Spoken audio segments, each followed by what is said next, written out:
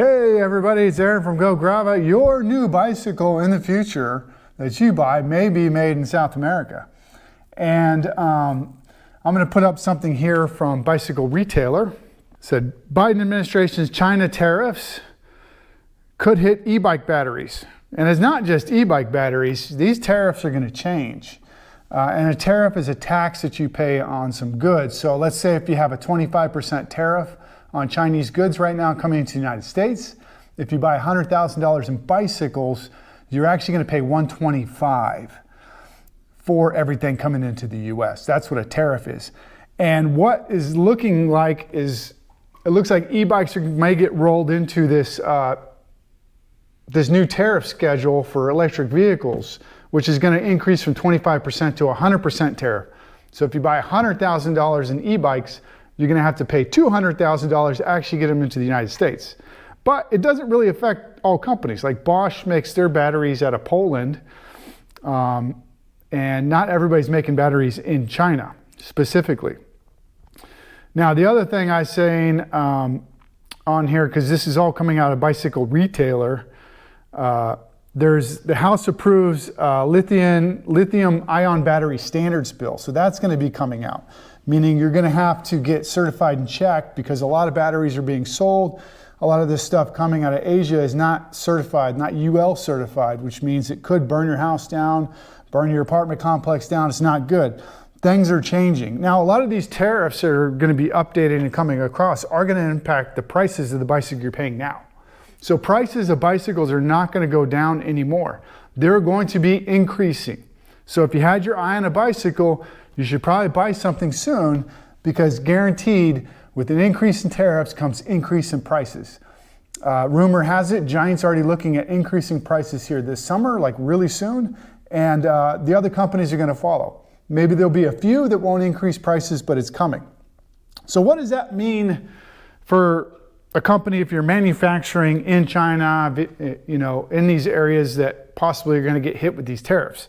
Well, it means you have to pay more money to import this stuff from these regions. Now, this is not anything new. Like Europe does this all the time. Like if you try to import anything into Germany, you pay 19% VAX plus VAT tax, value-added tax, plus any other tariff schedule they have on the imports coming into the country, because Germany's trying to protect jobs in Germany because they're trying to protect their economy.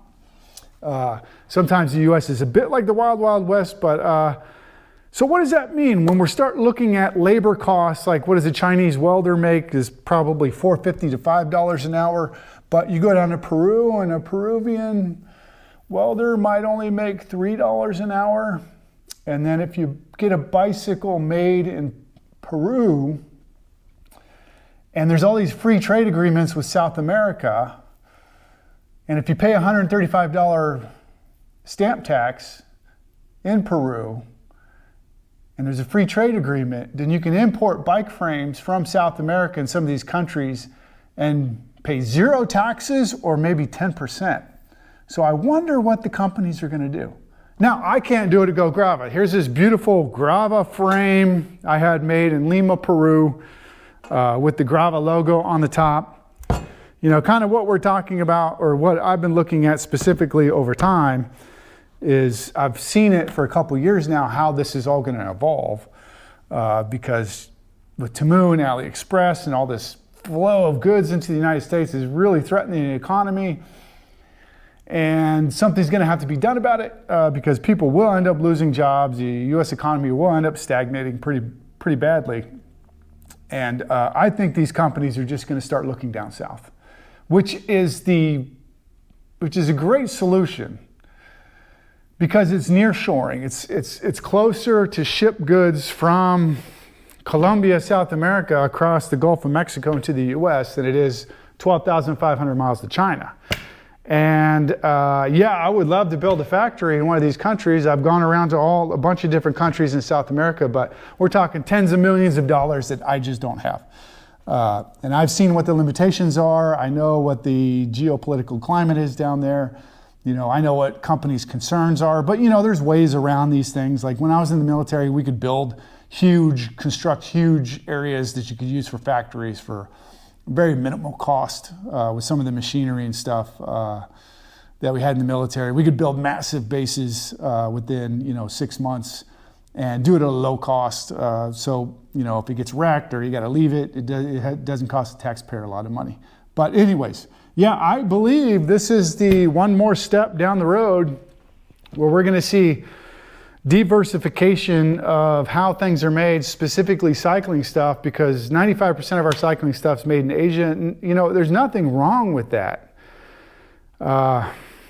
Giant's a great company. Like, if you were to do a bicycle manufacturing Hall of Fame, the founder of Giant Bicycles, Giant Factory, King Lu, I don't know his name. I can't pronounce his name, but he would be top 3 people in the world I would pick to be in the Bicycle Manufacturing Hall of Fame because he's been that important. Taiwan has been that important, and Asian manufacturing has been that important to what we've been doing in cycling. So I don't have any hate or anything for where our stuff's made.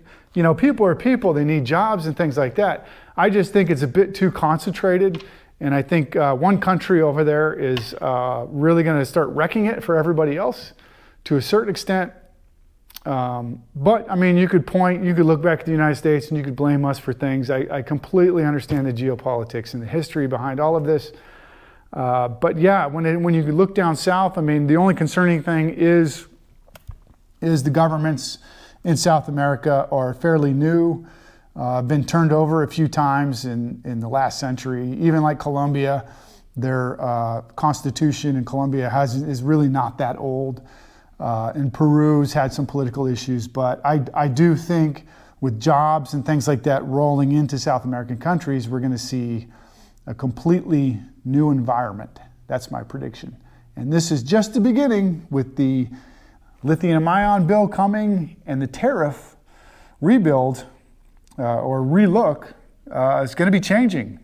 And my last trip down to South America this summer, there's a lot of companies, a lot of executives on flights that I talk to that are looking down south. So we'll see what happens. But I believe that some of your bicycles may be coming out of Latin America in the future.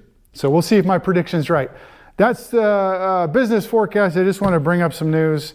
Who knows what's going to happen? Hopefully this is all just done in a way that makes sense, where it's maybe just some of the equity in cycling manufacturing is moved around the globe a bit more. It's not so concentrated in one area, but we'll see. Until I talk to you again, bye. All right.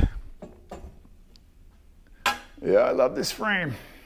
Fantastic job. Someday we're going to get a Grava bicycle going. Yep.